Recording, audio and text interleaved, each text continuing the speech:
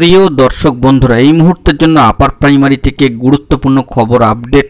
আজকে 18 জুলাই বিশেষ একটি ঐতিহাসিক দিন। আপার প্রাইমারি মামলা কার্যত রিজার্ভ ফর জাজমেন্ট এর দিকে কিন্তু এগিয়ে চলল। যে কথাটি বারংবার আমরা আপনাদেরকে জানিয়েছিলাম যে জুলাই মাস বিশেষ টার্নিং পয়েন্ট এবং তার সূচনা জুন মাসের শেষ থেকেই হয়ে যাবে। 8 তারিখের হিয়ারিং সেটা কিন্তু প্রমাণ করবে। 10 তারিখেও বিশেষ দিন এবং আজকের দিনটা ঐতিহাসিক দিন। যদিও একটা বিষয় লক্ষণীয় যে কমিশনের তরফ থেকে সিনিয়র অ্যাডভোকেট মহাশয় সম্মানীয় SN মুখার্জি মহাশয় কিন্তু উপস্থিত থাকতে পারলেন না। তৎসত্ত্বেও গুরুত্বপূর্ণ কিছু খবর আপডেট উঠে আসছে, সবটা প্রোভাইড করছি। ভিডিওটিকে শেষ পর্যন্ত শুনে বোঝার চেষ্টা করবেন, ভিডিওটিকে শেষ পর্যন্ত দেখে নেবেন, চ্যানেলটিকে সাবস্ক্রাইব করে নিয়ে সঙ্গে থাকবেন। চলুন আমরা কথা না বাড়িয়ে আলোচনায় প্রবেশ করি। বন্ধুরা, আজকের ডেটে দাঁড়িয়ে আপার প্রাইমারি ম্যাট কেস কার্যত এন্ড বা দি এন্ড এটা কিন্তু নিশ্চিত হওয়া গেল। সকাল সকাল একটি ভিডিও দিয়ে আপনাদেরকে জানিয়েছিলাম যে আজকের দিনটা কিন্তু বিশেষ টার্নিং পয়েন্ট ও বিশেষ ঐতিহাসিক দিন হতে চলেছে আপার মামলার ক্ষেত্রে। আজকে কারা কারা উপস্থিত থাকতে পারেন বা পারেন না সে বিষয়ে কিন্তু একটা সম্ভাবনাময় খবর আপনাদেরকে তুলে ধরেছিলাম।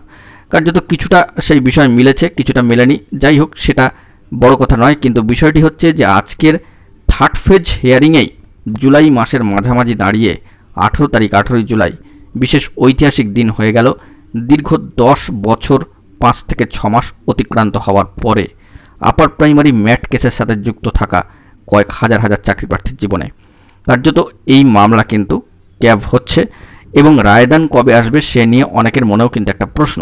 অর্থাৎ ম্যাট কেস এন্ড হওয়ার সাথে সাথেই যে প্রশ্নটা উঠে আসছে যে মামলা তো রিজার্ভ ফর জাজমেন্টে চলে গেল, তাহলে রায়দান কবে আসবে, অর্থাৎ নির্দিষ্ট অর্ডারটি কবে আসবে সেটাই কিন্তু এখন দেখার। তো সেই দিক থেকে প্রাসঙ্গিক কয়েকটা বিষয় জানিয়ে রাখি যে আজকে নির্ধারিত সময় মামলা শুরু হচ্ছে এবং দেখা যাচ্ছে যে 1.5 ঘন্টারও বেশি সময় ধরে মামলা চলেছে। সম্মানীয় পিটিশনারদের তরফ থেকে সিনিয়র অ্যাডভোকেট মহাশয়, মঞ্চের তরফ থেকে সম্মানীয় অ্যাডভোকেট মহাশয়, সম্মানীয় ফিরদৌস সামি মহাশয় তৎসহ আরও অন্যান্য আইনজীবীরা কিন্তু তাদের বক্তব্য পেশ করেছেন। আর্গুমেন্ট ক্রস আর্গুমেন্ট হয়েছে, সাপ্লিমেন্টারি এফিডেভিটের প্রসঙ্গ কিন্তু উঠে এসেছে। সম্মানীয় সুবীর সান্যাল মহাশয় তার বক্তব্য পেশ করেছেন।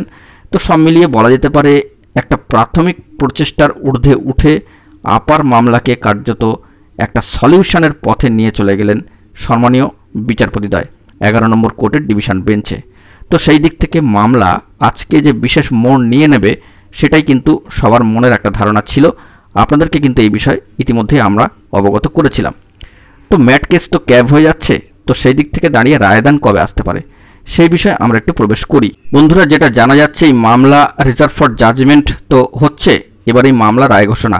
ক্যাভ CAV এর অর্থ হচ্ছে কুরিয়ার অ্যাডভাইজারি ভল্ট, ইঙ্গিত করে যে মহামান্য আদালত রায় দেওয়ার আগে ব্যক্তিগতভাবে আলোচনা করছেন। আমরা দেখেছি ইতিপূর্বে যে কোর্টরুমে উপস্থিত সম্মানীয় বিশিষ্ট আইনজীবীদের সামনেই কিন্তু সম্মানীয় বিচারপতিদ্বয় 11 নম্বর কোর্টের ডিভিশন বেঞ্চে অর্থাৎ সম্মানীয় বিচারপতি অনারেবল জাস্টিস তব্রত চক্রবর্তী মহাশয় এবং অনারেবল জাস্টিস পার্থসারথী চ্যাটার্জি মহাশয় বিশেষ কিছু নোট ডাউন করছেন, কিছু আলাপ আলোচনা করছেন। কিছু বিষয় যখন সামনে আসছে তারা কিন্তু ব্যক্তিগতভাবে আলোচনা করে নিচ্ছেন। এই শব্দবন্ধটি প্রায়শই উদ্বুদ্ধ হয় এই যে ক্যাভ কুরিয়ার অ্যাডভাইজারি ভল্ট। তো সেক্ষেত্রে যে প্রায়শই এই বিষয় হচ্ছে যে যখন মহামান্য আদালতের বিচারের সময় করা যুক্তি বা দাখিল বিবেচনা করার জন্য একটু সময় লাগে, এটা কিন্তু দীর্ঘক্ষণ শুনানি হয়। তো এই মামলাগুলি দীর্ঘ সময় ধরে চলেছে, দীর্ঘ বছর ধরে চলেছে। তো এবার রায়দানের ক্ষেত্রে বিশেষ একটা সময়সীমাকে বেঁধে নেওয়া হয়, তার মধ্যেই কিন্তু বিশেষভাবে ব্যক্তিগত আলোচনা চলে কি রায়দান হতে পারে না হতে পারে। তো দুই পক্ষই তাদের বক্তব্য তুলে ধরেছেন, শুনানি শেষ হয়েছে, এবার রায় আসবে। তো এর আগে মামলাকারীদের পক্ষে সম্মানীয় আইনজীবী সুবীর সান্যাল মহাশয় নিজের বক্তব্য তুলে ধরেছেন। রিজার্ভেশন নিয়ে বলতে গিয়ে ইন্টারভিউয়ের ক্ষেত্রে সংরক্ষিত চাকরি প্রার্থীরা জেনারেলের শূন্য পদে ডাক পেতে পারেন, এই নানা ধরনের সিট আপডেট সহ একাধিক প্রশ্ন তুলেছেন। এর পাশাপাশি কিন্তু OMR পেশ এবং CBI তদন্ত প্রসঙ্গ জুড়বার কিছু প্রসঙ্গ উঠে এসেছিল যেগুলো অপ্রাসঙ্গিক হয়ে যাচ্ছিল। তো সেই দিক থেকে দাঁড়িয়ে সাপ্লিমেন্টারি এফিডেভিটের বার্তা উঠে আসে। জোরদার ফাইট দিয়েছেন সম্মানীয় মঞ্চের তরফ থেকে কল্যাণবাবু, বিশিষ্ট আইনজীবী এবং সম্মানীয় সাংসদ।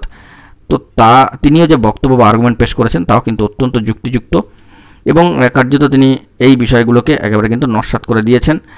বিশেষ ভালো তিনি কিন্তু বার্তা দিয়েছেন এবং কমিশনের তরফ থেকে যিনি অ্যাডভোকেট মহাশয় ছিলেন তিনিও কিন্তু ভালো বক্তব্য পেশ করেছেন।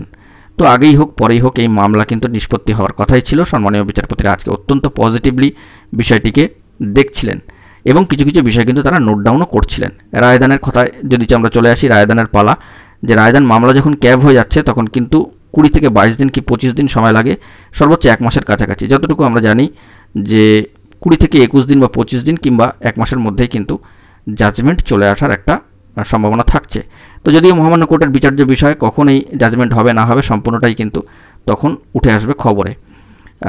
তা সেই দিক থেকে দাঁড়িয়ে আজকের শুনানি অত্যন্ত তাৎপর্যপূর্ণ এবং দেখতে গেলে সম্মানীয় ফিরদৌস শামীম মহাশয় কিন্তু বিশেষ বক্তব্য পেশ করেছেন। তো মোটামুটিভাবে কমিশনের তরফ থেকে যে বার্তা উঠে এসেছে তা অত্যন্ত গুরুত্বপূর্ণ।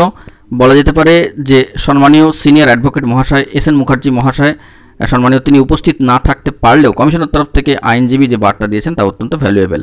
তো সেই দিক থেকে দাঁড়িয়ে 14,339টি, বন্ধুরা আবারও একটু নোট করবেন যে কমিশনের ঘোষিত শূন্যপদ 14,339টি পদে নিয়োগের ছাড়পত্র কবে মিলবে?